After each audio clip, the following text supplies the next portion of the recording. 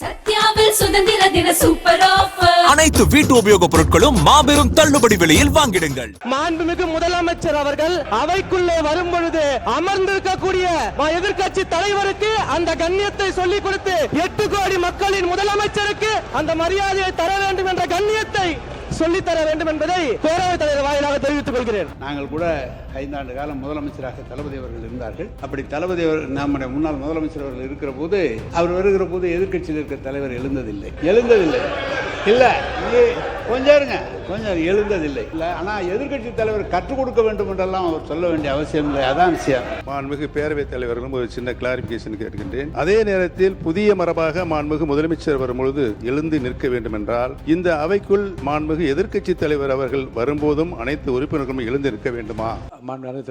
என்ன சொல்ல விரும்புறீங்க? மாண்புமிகு பேரவை தலைவர் அவர்களே, சிறிது நேரத்திற்கு முன்பாக பேசிய முன்னாள் முதல்வர் அவையின் மூத்தவர் அண்ணன் OPS அவர்கள் சட்டமன்றத்தின் கண்ணியம் குறித்து நமக்கெல்லாம் சொல்லிக் கொடுத்திருந்தார். உண்மையில் முடிச்சிடறேன், சம்மதம் இல்லைங்க, முடிச்சிடறேன் சொல்லிடுறேன். இல்லை என்ன அதையெல்லாம் முதல் முறையாக சட்டமன்றத்திற்கு உறுப்பினராக வந்திருக்கக்கூடிய நாங்கள் கற்றுக்கொள்ள தயாராக இருக்கிறோம். அதில் எங்களுக்கு எந்த விதமான ஆட்சேபனையும் கிடையாது. அதே சமயத்தில் அண்ணா சொன்ன கடமை கண்ணியம் கட்டுப்பாடு என்பதையே தன்னுடைய மூச்சாக வைத்திருக்கக்கூடிய மாண்புமிகு முதல்வர் அவர்களும் அதற்கான கருத்தை இப்போது தெரிவித்து விட்டார். அண்ணன் அவர்களுக்கு சட்டமன்றத்தின் முதல் முறை உறுப்பினராக இருக்கக்கூடிய நான் ஒரு சிறிய வேண்டுகோளையும் வைத்துக் கொள்றேன். இந்த நேரத்தில் எப்படி கண்ணியம் குறித்து அண்ணன் எங்களுக்கு எல்லாருக்கும் சொன்னாரோ அதே போல தங்கள் கட்சியினுடைய மாண்புமிகு எதிர்க்கட்சி தலைவருக்கும் சிறிதளவு அதை நீங்கள் சொல்லிக் கொடுக்க வேண்டும் அப்படின்னு நான் கேட்டேன். உறுப்பினர் ஏன் அப்படின்னா என்ன ஏன் சொல்றேன் ஏன்னு சொல்றேன்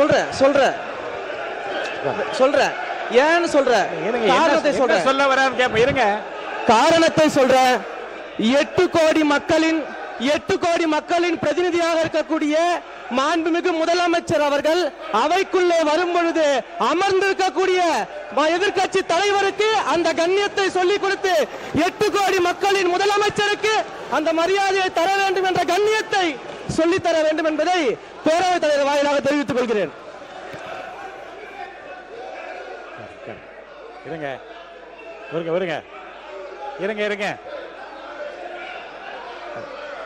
உட்காருங்க. நீங்க இருங்க வாங்க. யாராவது ஒருத்தர் பேசுங்க. நீங்க பேசுங்களா? அவர் யாராவது ஒருத்தர் உட்காருங்க. யாராவது ஒருத்தர்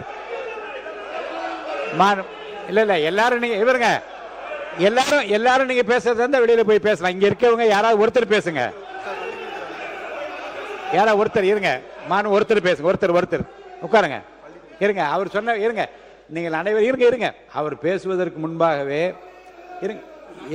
இருங்க பேசுறது. அவர் பேசுவதற்கு முன்பாக எல்லோரும் எழுதி நின்று நீங்கள் எதை பற்றி பேசப் போகின்றார் என்ன என்று தெரியாமல் குரல் கொடுத்து கொண்டே இருந்தீர்கள். அவர் என்ன பேசினார் என்பதை உள்வாங்கி இருந்தால் அது குறித்து நீங்கள் தாராளமாக பதில் சொல்லலாம். அவர் சொன்னது நீங்கள் புரிஞ்சுக்கிட்டீங்கல்ல. அவையின் கண்ணியத்தை பற்றி அவர் சொல்லி நாங்கள் ஏற்றுக்கொள்கிறோம். அதன்படி நடக்கவும் தயாராக இருக்கிறோம். இருங்க சார், இருங்க. அவர் சொன்ன கருத்தை புரிஞ்சுக்கோங்க. மாண்புமிகு முதலமைச்சர் வருகிற போது எல்லோரும் எழுந்து நின்று வணக்கம் தெரிவிக்கிறோம். எதிர்க்கட்சி தலைவர் உட்கார்ந்தே இருக்கிறாரே என்று அந்த கணிதத்தை அவர் சொல்றார். தப்பா ரைட்டா? அது சொல்லுங்க. அதுக்கு பதில் சொல்லுங்க. இருங்க. அதுக்கு நீங்க பதில் சொல்லுங்க. உங்களுக்கு பதில் சொல்ல அனுமதி அளிக்கிறேன். மாண்பு உறுப்பினர் நேரு அவர்கள். நீங்க சொல்லுங்க. அதுதான் அவர் கேட்டார். உட்காருங்க.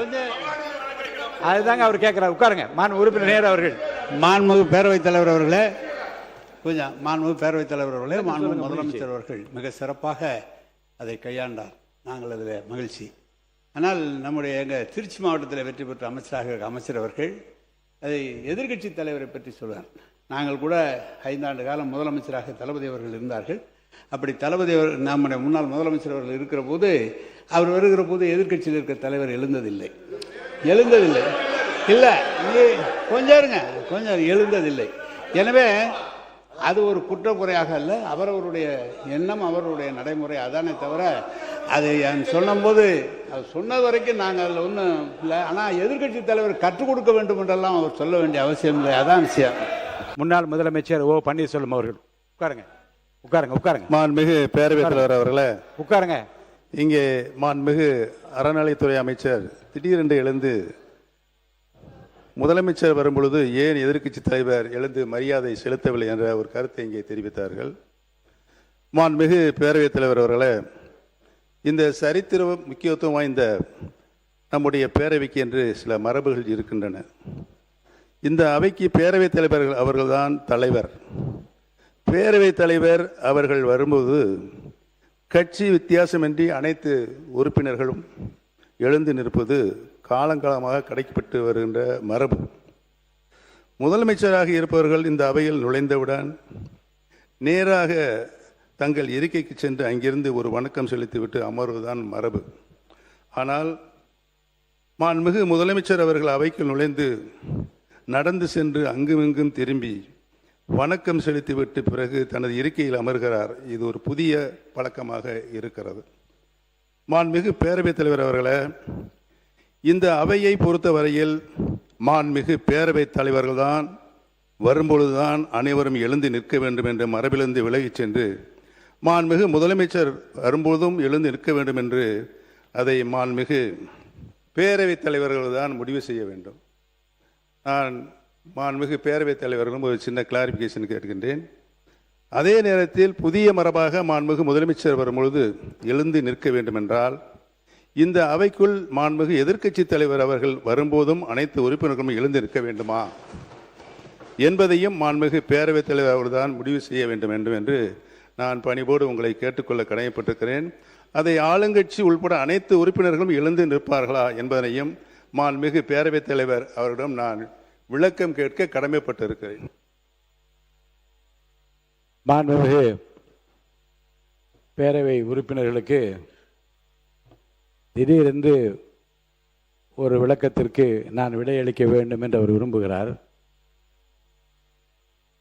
மாண்புமிகு முதலமைச்சர் அவர்கள் 9:30 மணிக்கு அவை கூடுகிறது என்றால் அவை கூடுவதற்கு முன்னாலே இந்த அவைக்கு வந்து இந்த பக்கமாக வந்து பாதி வரை சென்று அவர் வணக்கம் செலுத்துவதை நான் பார்த்து கொண்டிருந்திருக்கிறேன்.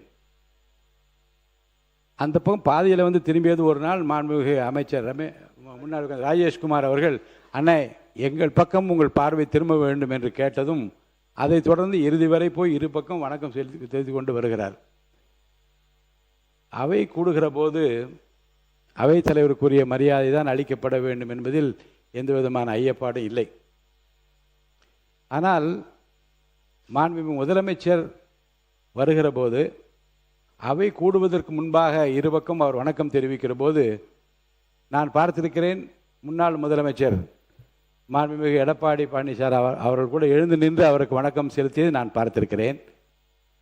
மற்ற உறுப்பினரும் விருப்பப்பட்டவர் எழுந்து நிற்பதையும் பார்த்திருக்கிறேன்.